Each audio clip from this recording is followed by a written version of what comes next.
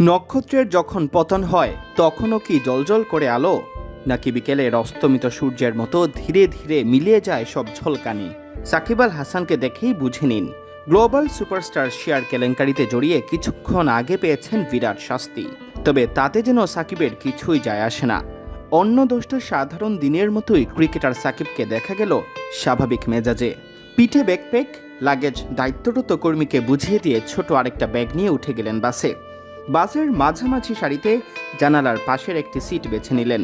এরপর এক মনে কার সাথে যেন ফোনে আলাপচারিতা, হয়তো শেয়ার কেলেঙ্কারির শাস্তি নিয়ে উৎকণ্ঠা, কিংবা কঠিন সময়ে পরিবারের কারো সান্ত্বনা, অথবা কানপুর টেস্ট খেলবেন কি খেলবেন না তা নিয়ে শলা পরামর্শ।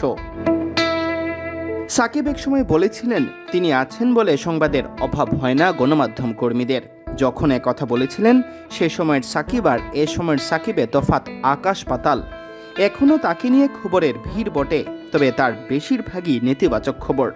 সংসদ সদস্য পদ হারিয়ে এক প্রকার দেশান্তরী হওয়ার চেষ্টা, গার্মেন্টস কর্মীর প্রাণহানির অভিযোগে মামলা, চোট লুকিয়ে খেলার গুঞ্জন, অথবা চোট যদি নাও থাকে পারফরমেন্স চেয়ে পড়তির দিকে, শেষমেশ শেয়ার কেলেঙ্কারিতে শাস্তি পাওয়া। মঙ্গলবার বাংলাদেশ সিকিউরিটিজ অ্যান্ড এক্সচেঞ্জ কমিশনের সভায় সাকিবকে 50 লাখ টাকা জরিমানার সিদ্ধান্ত নেওয়া হয়। সাকিব ছাড়াও তার প্রতিষ্ঠান মোনার্ক মার্ককেও জরিমানা করা হয়েছে।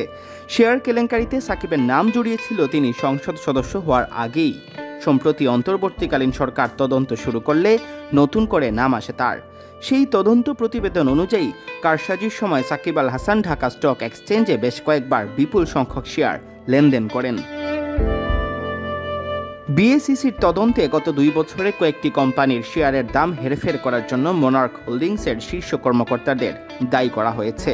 মোনার্ক হোল্ডিংস 2020 সালের 19 অক্টোবর ব্রোকারেজ হাউস হিসেবে যাত্রা শুরু করে।